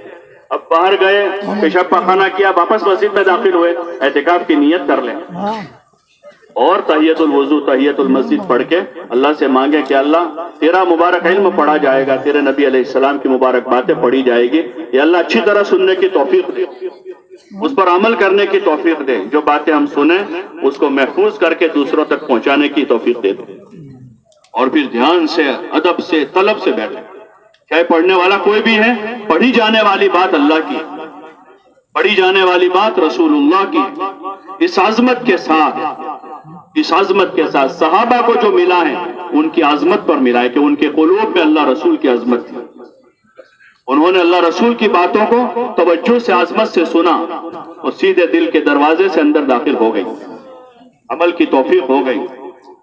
تو اس لیے جتنا تعلیم کے حلقوں میں اپنے آپ کو جمائیں گے اندر ایک قوت پیدا ہوگی، عمل کا شوق پیدا ہوگا۔ اس لیے کوشش کریں اس کی جم کر تعلیم میں بیٹھیں، دونوں وقت تعلیم کریں۔ تعلیم میں ابتدا میں قرآن کے سیکھنے سکھانے کا حلقہ لگا لیں اور ایک ایک آیت کر کے قرآن شریف کو صحیح کریں۔ یہ حلقہ قرآن کی قرات کا نہیں ہے، تصحیح کا حلقہ ہے۔ پڑھتے نہ رہے خالی سورہ فاتحہ ایک نے پڑھی، دوسرے نے، تیسرے نے، چوتھے نے، پھر علم ترا، پھر لیلاف کر کے والناس تک پہنچ گئے، 15 منٹ میں حلقہ ختم ہو گیا۔ روزانہ ساری صورتیں پڑھنی نہیں ہے، روزانہ ایک ایک آیت کی مشق کرنی ہے۔ جو مخارج کی کمی، صحت کی جو کمی ہے اس کو دور کرنا ہے۔ جماعت میں 2 آدمی صحیح پڑھنے والے ہیں تو 2 کے ساتھ 2 حلقے بنا دیں، اور 3 صحیح پڑھنے والے تو 3 حلقے بنا دیں، اور وہ ہر حلقے میں جو ہے ایک ایک آیت کو صحیح کرنے کی مشق کریں۔ چاہے پورا دن لگ جائے ایک آیت میں، کوئی حرج نہیں، 7 دن میں 7 آیتیں ہو جائے گی، سورہ فاتحہ صحیح ہو جائے گی۔ لیکن روزانہ 10 صورتیں پڑھتے رہے، ایک بھی آیت صحیح نہیں ہوئی تو یہ حلقہ بے فائدہ ہوا۔ اس حلقے کا مقصد یہ ہے کہ تصحیح قرآن ہو، ہم خود تصحیح کر رہے ہوں اور مسجد میں یہ حلقہ قائم کیا جاوے تاکہ دیکھنے والوں میں تصحیح کا شوق پیدا ہو، تعلیمی گشت سے آنے والوں میں شوق پیدا ہو، ہم خود صحیح کر رہے ہوں اور اس حلقے کے راستے سے امت میں قرآن کو صحیح کرنے کا شوق پیدا ہوگا۔ پھر لوگ آئیں گے اور وہ بھی قرآن صحیح کرتے جائیں گے۔ پھر حلقے کے بعد کتابوں میں سے پڑھیں تھوڑا تھوڑا دھیان سے، اور اخیر میں صفات کا مذاکرہ ہے، ایمان، نماز، علم، ذکر، اخلاق، اکرام، اخلاص اور راہ خدا کی محنت کا، ان صفتوں کا مذاکرہ ہے۔ ایک ایک آدمی جم کر مذاکرہ کرے، اپنے اندر ان اعمال کو اور ان صفتوں کو پیدا کرنے کے واسطے بولے، تقریر کرنے کے لیے نہیں کہ تقریر کرنا آ جائے گا تاکہ ہم بھی لوگوں کو سنائیں گے۔ اگر نیت اس کی ہے تو اتنا ہو جائے گا۔ مقرر بننے کی نیت کی تو 4 مہینے میں آدمی اچھا مقرر بن جائے گا، لیکن وہ صفت زندگی میں نہیں آئے گی، اس لیے کہ حدیث پاک میں آتا ہے انما لکل امرئ ما نوی، آدمی کو تو وہ ملے گا جو اس کی نیت میں ہوگا۔ اگر نیت میں اتنا تک تقریر کرنا آ جائے تو آ جائے گا، اور اگر نیت میں کہ یہ صفتیں زندگی میں آ جاوے تو اللہ پاک اس آدمی کو ان صفتوں سے نوازے گا۔ ایمان میں ترقی ہوگی، عبادت کا ذوق پیدا ہوگا، اللہ کا دھیان پیدا ہوگا، علم حاصل کرنے کا شوق پیدا ہوگا، اور مخلوق خدا کی خدمت اور اکرام کا جذبہ پیدا ہوگا، اور اعمال میں اخلاص پیدا ہوگا، کیونکہ ان صفتوں کو اس لیے بولا تھا کہ ان صفتوں کو زندگی میں لانا، ان صفتوں کی اس لیے دعوت دی تھی کہ میرے اندر آ جائے، تو اللہ نیت کے اوپر فیصلہ کرے گا۔ چاہے صفتوں کو بولنا اچھا نہیں آیا لیکن وہ صفت زندگی میں آ جائے گی۔ یہی ہوتا تھا پہلے جو دیہاتی لوگوں کی جماعتیں ہوتی تھی، ان کو زیادہ بولنا نہیں آتا، لیکن ان کی نیت یہ ہوتی تھی کہ صفتیں ہم حاصل کریں، تو وہ آخر تک زیادہ بیان نہیں کر پاتے تھے لیکن ان کے اندر اخلاص ہوتا تھا، ہاں ان میں عبادت کا ذوق ہوتا تھا، ان میں ایمانی طاقت ہوتی تھی کہ چاہے کیسا بھی حال ہو جاوے ان کی نظر اللہ سے نہیں ہٹتی۔ وہی تاثیر اس میں ابھی بھی ہے، لیکن جیسی نیت ہوگی ویسا اللہ کی طرف سے فیصلہ ہوگا۔ اس لیے اس نیت سے مذاکرے کو کرنا بھی ہے اور سننا بھی اسی نیت سے ہے کہ یہ صفتیں ہمارے اندر آوے، جو بنیادی صفتیں ہیں، جو اساسی چیزیں ہیں، ایمان ہے، علم ہے، عبادت ہے، اخلاق ہے، اخلاص ہے اور انفاق فی سبیل اللہ کا جذبہ ہے۔ یہ بنیادی اور اساسی چیزیں اگر یہ آئی تو باقی دین جو ہے آسانی کے ساتھ آ جائے گا۔ اس لیے اس نیت سے مذاکرہ کریں اور اسی نیت سے لوگوں میں بھی چل پھر کر بولیں، تعلیمی گشتوں میں بھی، عمومی گشتوں میں بھی، خصوصی گشتوں میں بھی، بازاروں میں بھی، جہاں جائے وہاں پورا ان باتوں کا اثر لیے ہوئے ہم ہوں اور پوری قوت کے ساتھ بولیں گے، اس لیے کہ جو بات ہے وہ اللہ کی بات ہے، رسول صلی اللہ علیہ وسلم کی بات ہے، سچی باتیں ہیں، ہاں اس میں کوئی شک نہیں ہے کہ اللہ ایک ہے اور رسول صلی اللہ علیہ وسلم تمام جہانوں کے رسول ہیں، آپ خاتم النبیین ہیں، یہ بات سچی ہے، ڈنکے کی چوٹ بولیں گے، بازار میں جائیں گے وہاں بھی سنائیں گے، اور کسی کے گھر جائیں گے تو وہاں بھی کہیں گے کہ اللہ ایک، وہی سب کچھ کرتا دھرتا ہے، اور کامیابی حضرت رسول اللہ صلی اللہ علیہ وسلم کے مبارک طریقوں میں۔ اب جتنا جم کر تعلیم کے حلقوں میں سنیں گے اتنی باتیں ہمارے ذہن میں بھی ہوگی، عمل کے وقت بھی وہ فضیلتیں یاد آئے گی، اور جب کسی بھائی کو ہم بات کریں گے اس وقت وہ باتیں ہم کو یاد آئے گی تو ہم اچھی سچی پکی باتیں کر سکیں گے، ورنہ سنی سنائی باتیں چل رہی ہوتی کہ ان سے انہوں نے سنا، ان سے انہوں نے سنا، اس سے سنا، اور چونکہ ذرائع کمزور ہیں، سچی پکی باتیں لکھی ہوئی ہیں، اس کو لکھ کر پھر دوبارہ دیکھا گیا، پھر اس کو پڑھا گیا، سنا گیا، بار بار دیکھا گیا، یہ پکی ٹھکی باتیں کتاب میں دھیان سے سنیں گے، عمل کے وقت اس کا استحضار کریں گے، اور جب دعوت دیں گے تو وہی باتیں سنائیں گے جو وہاں ہم نے سنی ہے، جو اندر کتاب میں دیکھی۔ تو اس لیے اس کی کوشش کریں، حلقے میں مذاکرہ کریں۔ شام کو ہمارا عمومی گشت ہے، وہ بھی اجتماعی عمل ہے، روزانہ شام کو عصر بعد یا مغرب بعد عمومی گشت ہوں، 10 آدمیوں کی جماعت بنے، کچھ 1-2 آدمی استقبال میں ہو، کچھ ساتھی وہاں رہے، 1-2 آدمی دعا میں لگے، ذکر کر رہے ہوں، اللہ کی مدد اتار رہے ہوں، اور وہاں وہ جماعت تھک رہی ہے، محنت کر رہی ہے، لوگوں کے خوشامد کر رہی ہے، تو یہ ایک مجموعہ ہے ان اعمال کا جس کو گشت کہتے ہیں۔ خالی پھرنے کا نام گشت ہے، وہ تو اس کا لفظی ترجمہ ہے، گشتن پھرنا وہ ایک لفظی ترجمہ ہے، باقی کیا اصل اس کی حقیقت ہے کہ وہ 2 آدمی دعا کے ذریعے سے اللہ کی مدد اتار رہے ہیں۔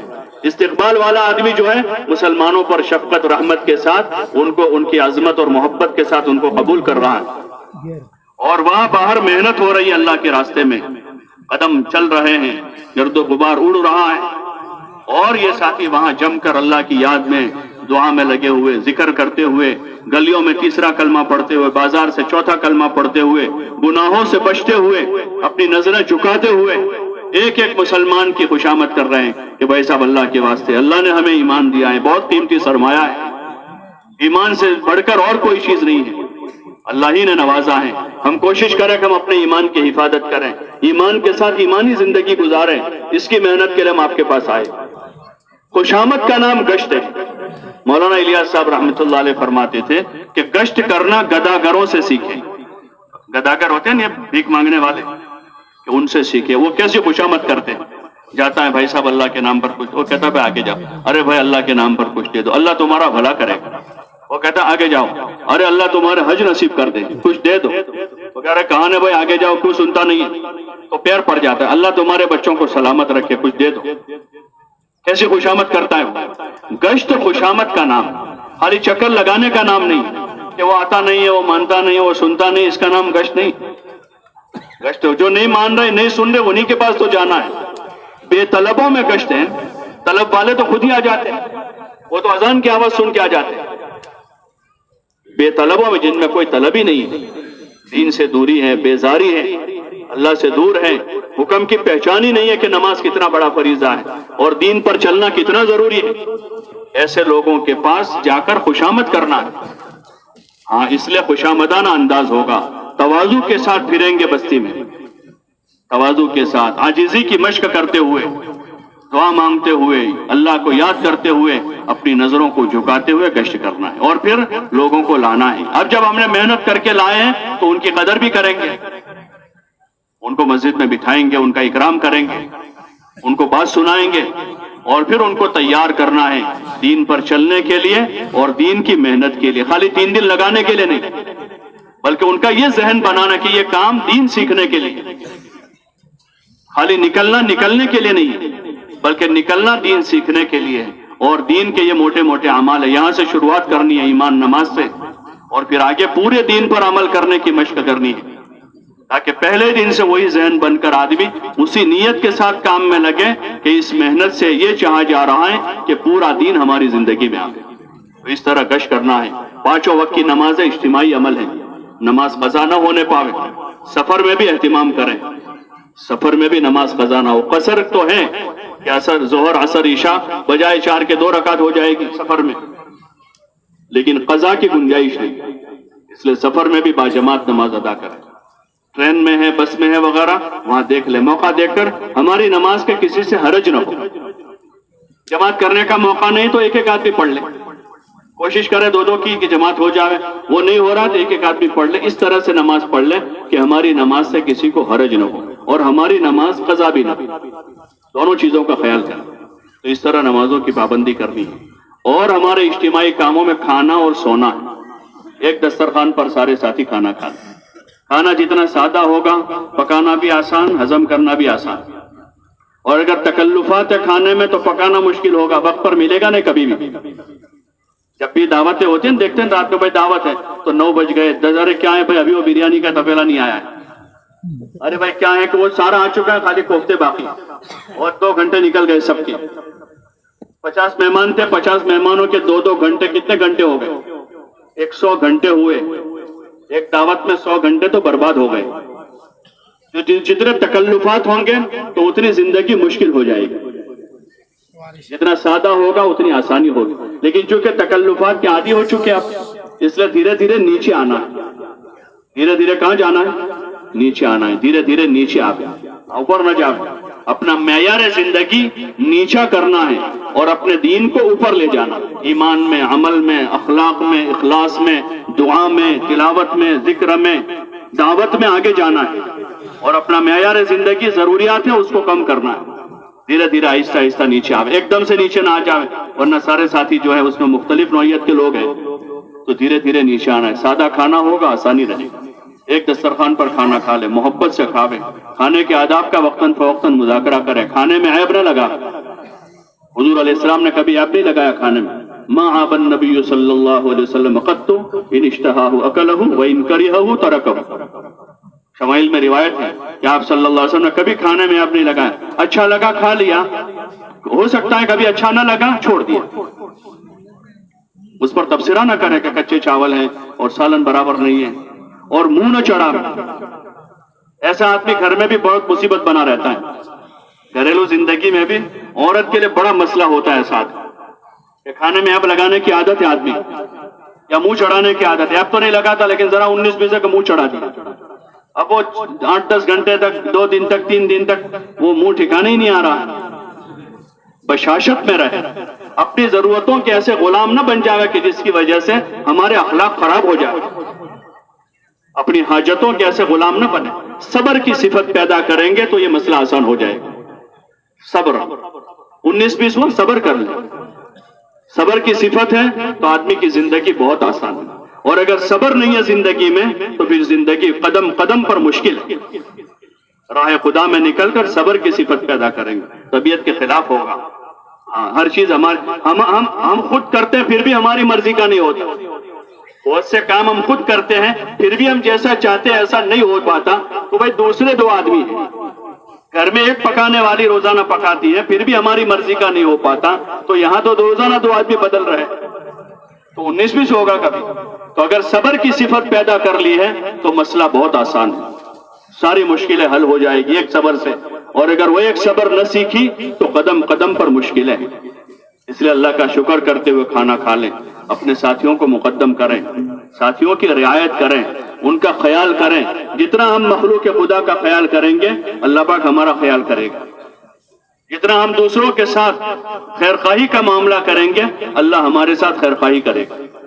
عقل مندی یہ نہیں کہ میں زیادہ کھا لوں یا میں پہلے کھا لوں, یہ عقل مندی نہیں ہے. ہمارے دین میں احسان کا حکم ہے.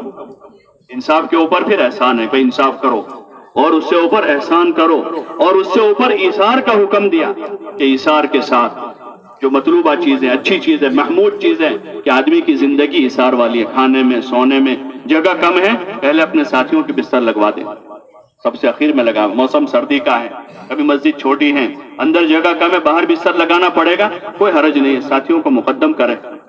ہم تھوڑے پیچھے رہ جائیں گے. ایک رات اگر تھوڑی سردی لگی کیا حرج ہے, انتظام کر لیں گے سردی لگنے کا. تھوڑی سی مشقت ہو گئی, ایک آدمی نے تھوڑی مشقت برداشت کر لی, 10 آدمی آرام سے سو گئے.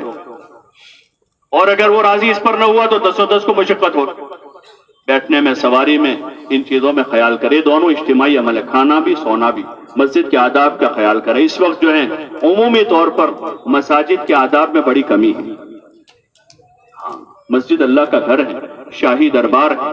روزانہ بھی ہم 5 وقت مسجد آتے جاتے ہیں. ذرا دیکھیں ہم اپنا محاسبہ کریں، ہم کیا کر رہے ہیں اللہ کے گھر میں. آدمی گھر سے باتیں کرتا ہوا چلا ہے، مسجد میں وضو خانے پر بھی باتیں ہو رہی ہیں، صحن میں بھی باتیں ہو رہی ہیں، اور بہت سو کو بوڑھوں کو دیکھتے ہیں کہ اقامت ہونے تک باتیں کر رہے ہیں، صف میں کھڑے ہوئے باتیں کر رہے ہیں. یہ اللہ کے سامنے کھڑے ہو رہے ہیں. ذرا تو خیال کریں ہم کہ بھئی کہاں جا رہے ہیں ہم؟ نماز کے لیے جا رہے ہیں، اللہ کے گھر میں جا رہے ہیں، شاہی دربار ہے. مسجد کے آداب کا خیال کریں، وہ بلند آواز سے بات نہ کریں.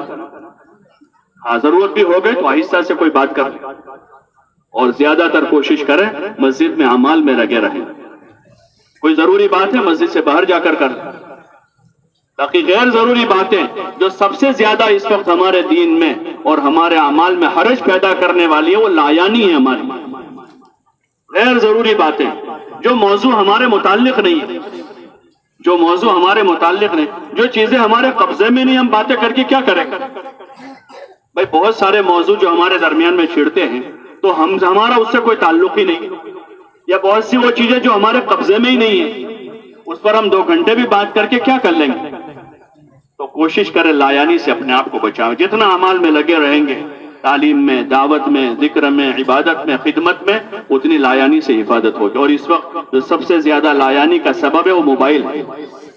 اس لیے جانے والوں سے گزارش ہے کہ اپنے گھر چھوڑ دے. اس کو پورا جسم لے کر جا رہے ہیں. بچوں سے کتنی محبت ہوتی ہے آدمی، وہ بچوں کو چھوڑ دیتا ہے آدمی. ارے بیوی سے محبت ہوتی نہیں ہوتی؟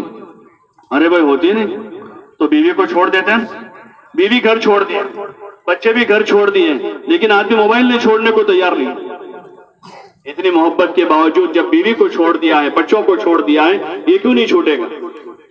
اس کو بھی چھوڑ دے تاکہ یکسو ہو جاوے اور صرف اللہ ہی اللہ نظر آوے. کوئی بھی مسئلہ ہے تو اللہ سے کہیں گے تو پھر اللہ ہمارے مسئلوں کو حل کر دے گا. اس لیے یکسو رہیں، لایانی سے، سیاسی باتوں سے، حالات حاضرات سے، حالات حاضرہ سے، تیری میری سے، غیبت سے، چغلی سے، ان تمام چیزوں سے اپنے آپ کو بچانا ہے. جب لایانی کی مجلس ہی نہیں ہے تو پھر غیبت نہیں ہوگی انشاءاللہ. اس لیے رات میں بھی شروع رات میں آرام کر لیں. عشاء کے بعد جو ہے اپنی ضروریات سے فارغ ہو کر اگر ٹہلنا ہے تو مسجد کے صحن میں تھوڑی دیر ٹہل لیں، پھر آرام کر. اگر باہر گئے تو تھوڑا نہیں ہوگا، بہت زیادہ ہو جاتا ہے، لمبا نکل جاتا ہے آدمی. بازار میں، لایانی میں غلط بد نظری ہو جاتی ہے. دن بھر اعمال کیے، مسجد میں آدمی رہا، رات میں نکل کر بد نظری کر کے آیا، دن بھر کے سارے اعمال کا نور ختم ہو جائے گا. باہر نکل کر کسی کی غیبت ہو گئی، کم از کم ایسی حلال دنیا پر نظر پڑ گئی کہ جس نے دل میں جگہ بنائی تو وہ بھی آدمی کے لیے مضر ہو. گشتوں میں بھی جائیں گے تو دعاؤں کے ساتھ، ذکر کے ساتھ جائیں گے تاکہ غلط دنیا کا اثر ہمارے اوپر نہ ہو. اور باقی فضول مسجد سے باہر نہ نکلے. عموماً یہ ہم سب کی ضرورت ہے. اس وقت جو بازاری ماحول بن رہا ہے دیہاتوں میں بھی، جہاں دیہاتوں میں کوئی بازار نہیں تھا وہاں بھی بازار اور بازاری ماحول ہیں کہ ضرورت سے زائد ہوٹلوں پر، چوپالوں پر اور چوراہوں پر، پان کے گلوں پر اور ہوٹلوں پر یہ بربادی کے راستے ہیں سارے، جہاں وقت ضائع ہو رہا ہے، مال برباد ہو رہا ہے. اور رات کا قیمتی سرمایہ جو رات ہماری اپنے لیے تھی کہ اس رات میں عبادت کر لیتے، یا اگر ذوق ہے تو اس رات میں عبادت کر لیتے. حدیثوں میں آتا ہے رات ہوتے ہی لوگوں کی جماعتیں 3 حصوں میں منقسم ہو جاتی ہیں. ایک حصہ وہ ہے جو اس رات کو غنیمت سمجھ کر اللہ کی عبادت اطاعت میں لگ جاتا ہے. انسانوں کا ایک جماعت وہ ہے جو رات میں آرام کر لیتے ہیں، اور تیسری ایک جماعت وہ ہے جو رات میں لایانی میں، لہو و لعب میں، گپ شپ میں، غیبت میں، چغلی میں اور اپنی رات برباد کرنے میں لگ جاتے ہیں. اس لیے ہم اللہ کے لیے اس غلط عادت کو چھوڑیں اور رات کے شروع میں اگر عبادت ہے، دین کا کوئی کام ہے، دینی کوئی مشغلہ ہے، ٹھیک ہے، ورنہ جلدی آرام کر لیں. وہ وقت اپنے بیوی بچوں کو دے دیں. اگر آدمی اس وقت میں گھر جا کر بیوی کے پاس بیٹھے گا تو ثواب ملے گا، اس سے گپ شپ بھی کرے گا تو ثواب ملے گا کہ وہاں اجر ہے. اپنے بچوں کے ساتھ آدمی بیٹھا ہے تو اجر ملے گا. اور دوستوں کے پاس بیٹھ کر آدمی اپنی رات برباد کرتا ہے اور ہزاروں نہیں لاکھوں روپے اس وقت برباد ہوتے ہیں. تو اس لیے اس میں مشق کریں کہ رات میں جلدی آرام کریں اور پھر صبح جلدی اٹھ جاویں. جتنا ہو سکے اچھا وقت لے کر تہجد میں اٹھیں تاکہ اطمینان کے ساتھ نماز پڑھ سکے، لمبی قرات کر سکے، لمبی دعا مانگ سکے. ذکر کر سکیں، قرآن پڑھ سکیں، یہ بہترین وقت ہے اللہ کے ساتھ راز و نیاز کرنے کا، دعا مانگنے کا، ذکر کرنے کا، عبادت کرنے کا۔ تو ہم عادت ابھی عادت نہیں ہے اس لیے مزہ نہیں آ رہا، عادت نہیں ہے، اس کی عادت بنائیں گے تو پھر دھیرے دھیرے دھیرے اللہ پاک عبادت کا ذوق نصیب کرے گا۔ صحابہ کی زندگی کو دیکھتے ہیں تو وہاں رات میں عبادت کرنے والے ہیں، دن میں کام ہے، ضرورت پر آرام ہے۔ ابن عمر فرماتے ہیں ہم چند نوجوان تھے مدینہ میں، ہم رات کے ابتدائی حصے میں مسجد میں جا کر عبادت کرتے تھے، تھک جاتے تھے، سو جاتے تھے۔ حضرت عمر رضی اللہ عنہ کے انتقال کے بعد ان کی ایک زوجہ سے، ان کی اہلیہ سے کسی نے نکاح کیا ان کے انتقال کے بعد، اور ان سے کہا میں نے تم سے شادی تمہارے حسن و جمال یا مال کی وجہ سے نہیں کی ہے، میں نے تم سے شادی اس لیے کی ہے کہ حضرت عمر کے ساتھ دن میں رہنے کا تو مجھے موقع ملا، میں نے ان کا دن دیکھا ہے، لیکن حضرت عمر کی رات دیکھنے کا موقع نہیں ملا مجھے، وہ رات کیسے گزارتے تھے، اس لیے میں نے آپ سے نکاح کیا کہ براہ راست آپ سے معلوم کروں۔ تو انہوں نے پھر کہا کہ وہ ابتدائی رات میں آرام کرتے تھے اور پھر تھوڑی دیر ہوتی آنکھ کھلتی اٹھتے تھے، اللہ کا ذکر کرتے، پھر سو جاتے تھے، پھر آنکھ کھلتی ذکر کرتے، سو جاتے تھے، آدھی رات ہوتی تھی تو اٹھ جاتے تھے اور عبادت میں لگ جاتے تھے، اور جب آخری ایک تہائی رات بچتی تھی تو اپنے گھر والوں کو اٹھاتے تھے اور فرماتے تھے وَأْمُرْ أَهْلَكَ بِالصَّلَاةِ وَاصْطَبِرْ عَلَيْهَا لَا نَسْأَلُكَ رِزْقًا نَحْنُ نَرْزُقُكَ وَالْعَاقِبَةُ لِلتَّقْوَىٰ، کہ آخری ایک تہائی رات میں اپنے گھر والوں کو بھی عبادت کے لیے بیدار کرتے تھے۔ یہ ان کی راتیں تھیں۔ حکایات میں وہی چیزیں ان کی زندگی ہے، عبادت ہے، ان کے اخلاق ہیں، ان کی قربانیاں ہیں۔ یہ جو حکایت صحابہ ہیں اس کو پڑھیں ہم، ہاں گھر کی تعلیم میں بھی اس کا معمول بناویں، ہم بچوں کو صحابہ کی زندگی سناویں، ہاں حضور علیہ السلام کی ازواج مطہرات اور بنات طیبہ، یہ مبارک زندگیاں ہیں، خوشگوار زندگیاں ہیں، جن زندگیوں پر خدا نے رضا کا فیصلہ سنایا ہے، رضی اللہ عنہم ورضوا عنہ، اللہ ان سے راضی ہوا ہے، وہ زندگیاں ہیں۔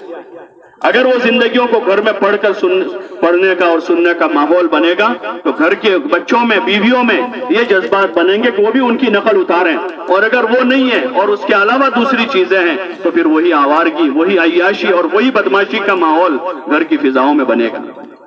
جن ذرائع سے ہمارے گھروں میں جو چیزیں آ رہی ہیں اس وقت، ہم اندازہ کریں کہ جو ذرائع ہم نے کھولے ہیں گھر میں کہ ان ذرائع سے گھر میں کیا آ رہا ہے؟ بے حیائی آ رہی ہے، اسراف آ رہا ہے، فیشن پرستی آ رہی ہے۔ ہم کو حکم دیا گیا تھا اس کا کہ گھر میں ایمان آوے، حیا آوے، سادگی آوے، حسن معاشرت آوے، حسن اخلاق آوے، لیکن ہم نے اس کے ذرائع نہیں کھولے۔ یہ گھر کی تعلیم اس کا ذریعہ ہے کہ گھر میں حضور والی ایمانی زندگی آوے اور حضور والی حیا والی زندگی آوے، ازواج مطہرات کی وہ سادگی والی اور وہ پختگی والی زندگی کہ جس میں اخیر تک وہ اللہ رسول کے حکم کی تابعدار تھا۔ اور انہوں نے جب موقع آیا دنیا اور دین میں پسندگی کا تو دین کو پسند کیا، ازواج مطہرات کو موقع دیا گیا۔ جب مال کی فراوانی ہوئی اس وقت ان کو کہا گیا کہ اب تم پسند کرو، اب تمہیں اختیار ہے، اگر تم چاہتی ہو اللہ رسول کے ساتھ، اللہ رسول صلی اللہ علیہ وسلم کے ساتھ رہنا، وہ بھی اس کا بھی تم کو اختیار ہے، اور اگر تم چاہتی ہو کہ مال دولت میں مزے کرو تو اس کا بھی اختیار ہے۔ تو ازواج مطہرات نے مال دولت کو پسند نہیں کیا، اس لیے کہ ان کے دلوں میں اللہ رسول کی عظمت تھی، دین کی عظمت تھی، گھر کی تعلیم کے راستے سے یہ چاہا جا رہا ہے۔ اس لیے ہر ایک سے گزارش ہے، ہر مسلمان بھائی سے، کہ اپنے گھر میں فضائل کا حلقہ قائم کر کے اپنے بیوی کا، بچوں کا، پوتوں نواسوں کا، گھر کے افراد کا ذہن تیار کرے تاکہ ایک صحیح زندگی وجود میں آوے، گھر میں، محلے میں، بازار میں، چوبالوں پر، ہوٹلوں پر اپنا وقت ضائع نہ کرے۔ یہ عقل مندی نہیں ہے، یہ عقل مندی نہیں، ہم اپنے آپ پر بھی ظلم کر رہے ہیں اور اپنی نسل پر ظلم کر رہے ہیں، ہم ان کو بھی اسی کا عادی بنا رہے ہیں۔ اس لیے اللہ کے لیے اپنے گھروں میں تعلیم کا نظام بناوے، 5 وقت کی نماز باجماعت ادا کرنے کی پابندی ہو، اور گھر میں بھی نماز کا اہتمام ہو، بچیوں کی نماز کی نگرانی ہو۔ اس کا ہمیں حکم دیا گیا ہے کہ ہمارے بچیوں کی نماز کی نگرانی کریں، 7 سال کی عمر میں نماز کا حکم کریں، 10 سال کی عمر میں نماز نہیں ہے ان کو تنبیہ کر کے بھی ان کو نماز کا عادی بنانا ہے کہ ہمارے گھر میں کوئی بے نمازی نہ رہے، محلے میں کوئی بے نمازی نہ رہے۔ خیر خواہی کے ساتھ حسن اسلوب سے نماز کے فائدے بتا کر ایک ایک کو نماز کی طرف لانا ہے کہ کوئی ہمارے محلے میں، گلی میں بے نمازی نہ رہے، اس کو حقیر نہ سمجھے، نہ پڑھنے والے کو، اس کا فعل برا ہے تو مسلمان، اس کو حقیر نہیں سمجھے، حقیر سمجھیں گے تو بات نہیں کر پائیں گے، اور بات بھی کریں گے تو اسلوب اچھا نہیں ہوگا، اور جب اسلوب اچھا نہیں ہوگا تو کیسے اندر جائے گا۔ گناہوں کی محبت اس کے دل میں بیٹھی ہوئی ہے، اس لیے گناہوں میں لگا ہوا ہے۔ ہاں، محبت کے ساتھ، نرمی کے ساتھ، خدمت کے راستے سے اس کو قریب کریں گے، سلام کریں گے، مصافحہ کریں گے، اس کی خوشی میں اس کو مبارکباد دیں گے، کوئی مصیبت آئی، تکلیف میں ہے، تعزیت کریں گے، حاجت میں حاجت مند نظر آیا، اللہ نے استعداد دی، اس کی مدد کریں گے، اور پھر اس سے بات کریں گے تو انشاءاللہ ہماری بات اس کے دل پر اثر کر جائے گی، وہ اپنی اس بدعملی کو چھوڑ کر مسجد کی طرف آ جائے گا۔ اس لیے روزانہ کی جو محنت ہے اس کا مقصود ہی یہی ہے کہ ایک ایک مسلمان سے ہم خیر خواہی کریں، خالی چکر لگانے کا نام 2.5 گھنٹہ نہیں، ایک ایک بھائی کے ساتھ خیر خواہی کرنی ہے، اور اس کو لے کر بیٹھ کر ایک محنت کر کے ہر مسلمان کا تعلق مسجد سے جوڑنا ہے، مسجد کے اعمال سے جوڑنا ہے، دین کی طلب پیدا کرنی ہے، علم سیکھنے سکھانے کا جذبہ بنانا ہے، اور خدمت کا ماحول قائم کرنا ہے۔ حضور علیہ السلام کی دعوت کے ساتھ آپ کی خدمت، آپ کی سخاوت، آپ کے اخلاق کے ابواب ہیں۔ جہاں آپ نے دعوت دی ہے، خدمت بھی کی ہے، آپ نے دعوت بھی دی ہے، آپ نے اچھے اخلاق کے ساتھ لوگوں سے برتاؤ کیا ہے، اور آپ نے لوگوں کے ساتھ بھلا سلوک کیا، یہاں تک کہ آپ نے اپنے دشمنوں کے ساتھ بھی اچھا سلوک کیا ہے۔ تو یہ چیز وجود میں آئے گی تو انشاءاللہ اللہ نے چاہا ہمارے محلوں سے بے دینی ختم ہوگی۔ سب سے پہلے نماز زندہ ہوگی، اور نماز میں تاثیر ہے گناہوں سے، بے حیائیوں سے بچانے کی، پھر دھیرے دھیرے وہ آدمی میں خیر آئے گی۔ اب مسجد میں آنا شروع ہوا ہے، فضائل کے حلقوں میں اس کو بٹھایا ہے، محبت سے سمجھا بجھا کر ایسا حلقہ قائم کریں کہ واپس جانے والا بھی خود ہی بیٹھ جائے۔ ہمارا منظر ہی مسجد، بعض مرتبہ بھائی مسجد میں کوئی جلسہ ولسہ ہوتا ہے، پروگرام ہوتا ہے تو کیسا ایک ماحول بنتا ہے کہ سارے بچے نئے کپڑے پہن کر آ رہے ہیں، کوئی اجنبی آدمی آیا ہے مسجد میں نماز کو، وہ بھی پوچھتا ہے بھائی کیا ہے، کہ جلسہ ہو رہا ہے، وہ بھی بیٹھ جاتا ہے، ہم بھی شریک ہو جائیں گے۔ لیکن تعلیم کا جب وقت ہوتا ہے تو بیچارے امام صاحب آتے ہیں، وہ کتاب لے کر بیٹھتے ہیں، کوئی آدمی نظر نہیں آ رہا سامنے، پھر ایک آدمی ادھر سے آ رہا ہے، ایک آدمی ادھر سے آ رہا ہے، پھر تیسرا آدمی ادھر سے آ رہا ہے، اتنے میں آدھی مسجد خالی ہو چکی ہے۔ بلکہ ایک ماحول بناوے جوڑنے کا، ہاں جوڑنے کا ماحول بنے کہ ہر آدمی اپنے پاس سے کسی کو لے کر آ رہا، شور نہ کرے مسجد، بھائی آ جاؤ، بھائی آ جاؤ، کوئی نماز میں ہے، کوئی ذکر میں ہے، کوئی عبادت میں ہے، ان کو حرج نہ پیدا کرے، لیکن ایک ماحول تو کچھ بنے مسجد میں تاکہ کوئی نیا آدمی آیا ہے وہ بھی پوچھے بھائی کیا ہوگا، تو اس کو بتایا جائے کہ ابھی تعلیم ہوگی تھوڑی دیر، آپ بھی بیٹھیں گے تو آپ کو بڑا فائدہ ہوگا، تو پھر دھیرے دھیرے مجمع بنے گا، اور دین کی باتوں کے سننے سنانے کا ماحول بنے گا، اور جتنا فضائل کو پڑھا سنایا جائے گا اس سے جذبات بنیں گے، رغبتیں بڑھے گی۔ تو اس لیے تعلیم کے حلقوں کو جماوے مسجدوں میں، خود اپنی قربانی دے دیں۔ ہم تعلیم کے وقت میں وقت فارغ کر کے آئیں، بھائی عصر کے بعد مشورے سے تعلیم طے کر لی ہے، تو اب ہمارے خصوصاً کام کرنے والے جو ساتھی ہیں وہ عصر کی نماز میں اس طرح آوے کہ 10-12 منٹ جو تعلیم کے ہیں اتنے منٹ آدمی فارغ کر کے آئے، یہ نہیں کہ فوراً پہلے سب سے پہلے وہی بھاگ جائے، بلکہ وہ بیٹھے 1 2 4، تو دھیرے دھیرے ماحول بنے گا، اور لوگوں میں دین کی بات سننے کا شوق پیدا ہوگا، اور باتیں ہوگی پہلے، پھر دھیرے دھیرے عمل کے جذبات بنیں گے۔ تو اس کے لیے اپنے محلے میں ماحول بنانا ہے، بے فکر رہ کر نہیں جینا ہے، بلکہ ماحول بنانا ہے، اور گشتوں کے راستے سے ایک ایک دروازے پر پہنچنا ہے، ایک ایک کے پاس جانا ہے، خوشامد کرنی ہے، اور مہینے میں 3 دن فارغ کر کے ان نئے لوگوں کو تیار کرے اپنے ساتھ، پھر ان کو وہاں اپنے ساتھ لے جا کر ان کی خدمت بھی کریں گے، کھلائیں گے پلائیں گے، ان کی راحت کا خیال کرتے ہوئے نئے لوگ ہیں ان کو کام سکھائیں گے، تعلیم میں بٹھا کر طلب پیدا کریں گے، قرآن کے حلقے میں بٹھا کر آیتیں صحیح کروائیں گے، صورتیں صحیح کروائیں گے، اور کھانے کو کھاتے وقت کھانے کے آداب، سونے سے پہلے سونے کے آداب بتا کر سنت والی زندگی کی عملی مشق کروائیں گے 3 دن میں۔ ابھی آدمی 3 دن لگا کر آئے گا، ظاہر نفع اٹھایا ہے، اور جہاں آدمی کو فائدہ اٹھائے دوبارہ جاتا ہے، تو جب کام سے فائدہ ہوگا تو جذبات بنیں گے تو آگے تیار ہوگا، چلا لگائے گا، 4 مہینے جائے گا۔